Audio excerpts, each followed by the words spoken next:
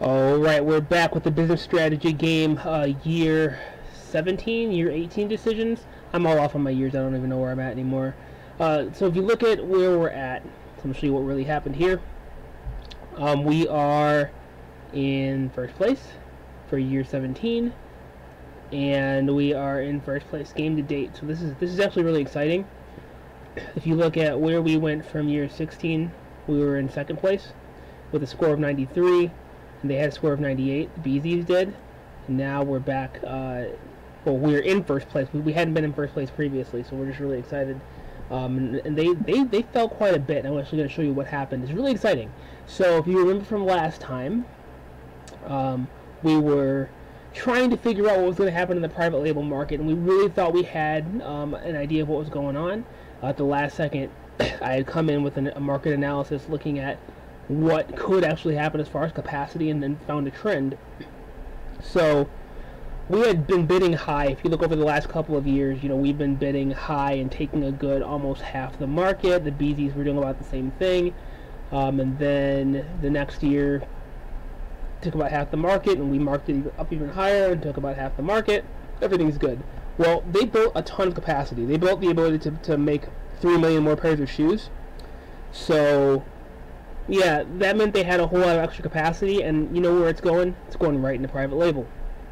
So I knew it was going to happen, and I knew they had seen our trend of bidding high, so I was like, they are going to come right up underneath us. They're going to basically try to steal the entire market, and they're going to come right up underneath our price to get all of the available margin right under our price, because the only thing that matters in private label is having the lowest price. The lowest price gets the entire contract. So knowing that, I said we're going to lower our price to go right underneath their price, and we're going to suck up our half the market and just keep on going. Now the reason why I did this is because of my mantra that pigs get fat, hogs get slaughtered. So when we were going whole hog in the market and we bid the price way down, everyone suffered for that, and we wanted to usually just leave it available to make some profits, to keep it profitable in this market, but also to make profits. So that was really our goal.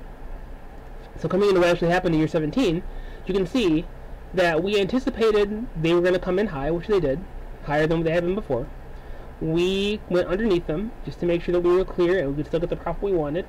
We took 51% of the market, but before they could actually get the rest of it, Cart Company, who hadn't been in the private label market in years, saw what was going on and thought they could come in and take the whole market. Ah, sneaky.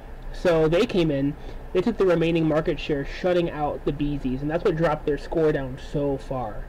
If you look at where we're at as far as the wholesale segment, we had a strategy where we changed our number of models available, so that pushed us further away from them on the strategic map. So now we've differentiated by adding more models and keeping our price relatively low. So in North America, we have a price leadership, which is amazing, and we also have the most options available. So we have a very stylish, high-quality shoe that is cheaper than the competition.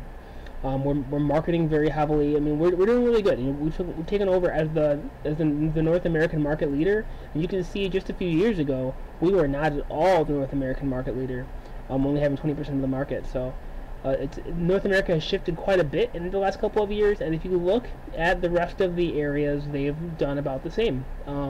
We took over in Europe. The Cart Company had a stock out in Europe, and I'm guessing because they put so many shoes in private label. But that's okay. These guys don't have a lot of capacity, and we're going to see that here as I go over to the capacity numbers. We're not the market leaders in Asia, but we're hanging in there. We're not making as much profit as we could be, so we are spending heavily on advertising in Asia, and we're not we don't have the pricing that we should have. But yeah, we're hanging right in there as far as market share, doing well in private label. We didn't bid as many shoes as we could have because we just ran out of capacity. So they ended up taking pretty decent profits. BZs did in Asia. And then in Latin America, we are the market leaders in Latin America by far and away. Even though we don't have much celebrity appeal, we were able to get half the market, which is what we wanted to do. We were able to get it at our price, which is what we wanted to do. And yeah, we're sitting pretty. So let's talk about a couple of things that we're doing this year. So corporate citizenship, you guys know how we roll. We don't really do a whole lot in this direction because it's expensive and it doesn't really affect our sales. Now in real life, we'd probably do a whole lot more because social causes are great for marketing, but not necessarily in this game. So we went on to our sales forecast, and we're forecasting about the same as last year. We don't think things are going to change too much. There's not a whole lot of wiggle room for different strategies at this point. We're kind of locked into the last half of the game, or the last few years of the game, so it's really ready to write out your strategy, figure out how to make it the most profitable. Any drastic changes that you're going to do in the marketplace at this point could really affect your market share heavily. So, you know, you really don't want to mess up the last few years that you have, especially if you're profitable. We're not looking at adding any capacity. We thought about doing plant upgrades, but at this stage of the game, it's an expensive option, and we just don't have the money. We think we're going to be profitable enough without doing any capacity upgrades, since we're getting rid of the company in a couple of years. Now, in the event that we're going to be playing this forward and, you know, playing another 13 years or so, we'd be looking at different ways to cut our costs, increase profitability, possibly take more market share. We would just be looking at different options. Now, when it comes down to branded production, we've been tinkering with the percentage of materials, trying to figure out how to get the price as low as possible. But we feel like we're doing really well as far as the price goes, compensating our employees and just trying to keep them all happy. So, as far as the distribution, we're doing most of our production in Latin America, using Asia to provide for Asia and then some for Europe, what we can't do in Latin America, but really using Latin America to supply Latin America and North America, and then also some of Europe. So we have kind of a mixed bag in Europe, because the Asia Pacific plant, we only have 150 models, but in Latin America we have 250 models. So Europe has more models than Asia, but less models than North America and Latin America. Just kind of gives you an idea of just regional differences and why certain companies have certain products available in certain locations and not in others. One example of this was, I was watching a video the other day on YouTube about Mega Man on the Sega Genesis, which just kind of shows you what a geek I am and how old I am. And I played Mega Man on the NES back in the day, loved it. Didn't know that it came to the Genesis, because in North America they made the Genesis version an online exclusive. They were trying to do online with cable companies back in the day, so they made it an online exclusive. But in the UK, in Europe, they made it available as a cartridge. So if you want to play Mega Man for Genesis, you have to be either with their online service, and this is way back on the Genesis, so it's not Xbox Live level. It was really slow and kind of junky in comparison. Or you'd have to import it from Europe. So that's just something that came to my mind about regional market differences. Okay, so internet marketing. We have a good price on the internet, and we're projecting decent sales in most areas. We haven't raised our internet price yet, although in the next couple of years we might look to do that to maximize our profitability, even though it might cost us market share. And we raised our prices slightly, I do believe. I know it's our strategy moving forward. I don't know if we did it this year.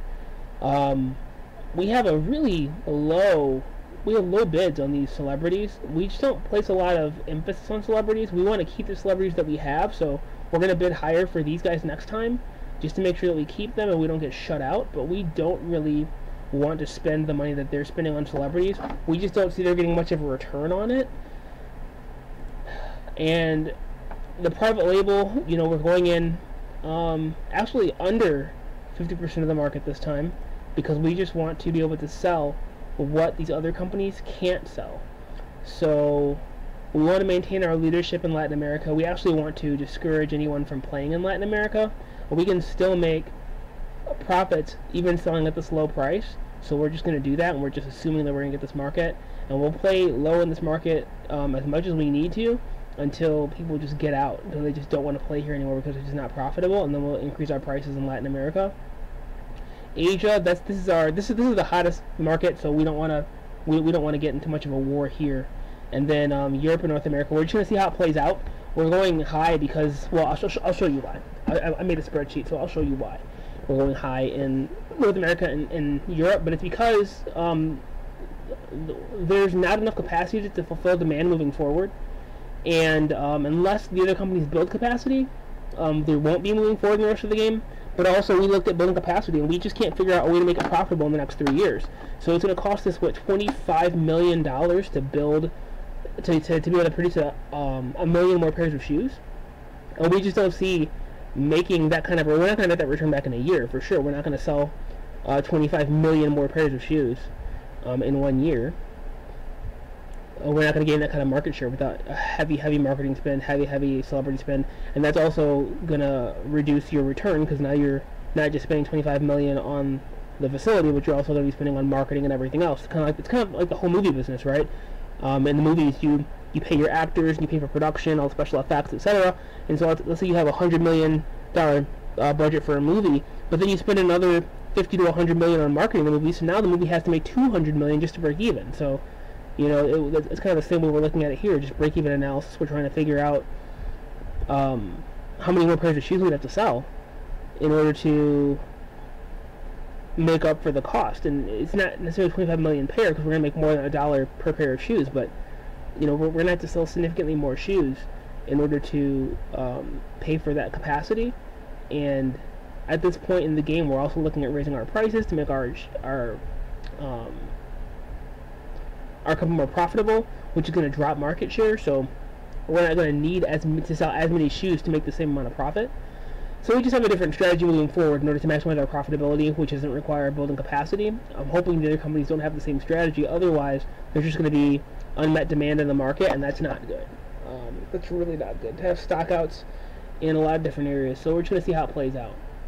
But what I wanted to show you guys before I let you go is the capacity. So if you look at the plant capacity, you can see that we can produce 11.8 million pairs of shoes. They can produce 12.5 million pairs of shoes, and we'll see if they're going to construct any more capacity this year.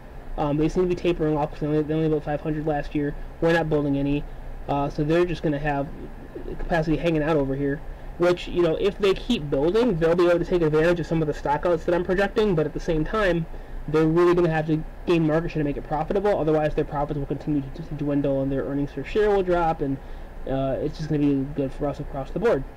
So let me show you what I put together. What I put together here, and this is for the BZs, this is for our Team B, and this is for Team C, Cart Company. So what I'm projecting here is just what the projected demand is going to be for wholesale, and what the projected demand is going to be for private label. And that's what this number is right here. Okay, hang on a second. Alright, I'm back. So I just fixed everything here just to make sure that the charts were looking good for you guys. So I don't have any fancy graphics in here or graphs, because, you know, Steve's way better at that stuff, and I just made this on the fly super quick. But what I wanted to do is I wanted to plug in some numbers here. So what I did was I reverse engineered based off of our projected market share on what the total wholesale market is going to look like. So in each region, these are the numbers for what I'm projecting and forecasting the total demand is going to be. And then if we just look at them having the same market share as they did last year, the BZs, they had 30% in North America, 27% in Europe, you know, on and on. This is what they would need as far as capacity to fulfill it. Well, they had 12,500,000 in capacity. They would need, you know, 2 million here, 1.9 million there, etc., etc., etc. And what that leaves is it leaves an amount for private label. So if you look at the totals, right? If you look at the total wholesale market, and you look at the anticipated market demand for the BZs in total across all 4 regions, and then you look at the total anticipated private label demand, you see that that the BZs have remaining capacity of 4.9 million, which is 78% of the forecasted private label market. So what I'm looking at here is that the BZs can only take 78% of the private label market, which means we can take 22% of the private label market at maximum price. That's awesome.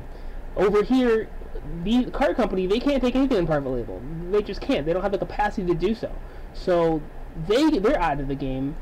These guys can only take part of the market. That leaves us each year an increasing section of the market to take in private label. We have options though, because by year 20 they can only take 50% of the market private label, so we know we can sell shoes for a killing there. But projected demand, these guys are not going to be able to fulfill their actual wholesale demand. So we have a lot of options. We'll see what happens next year. Thanks a lot, guys. I'm out.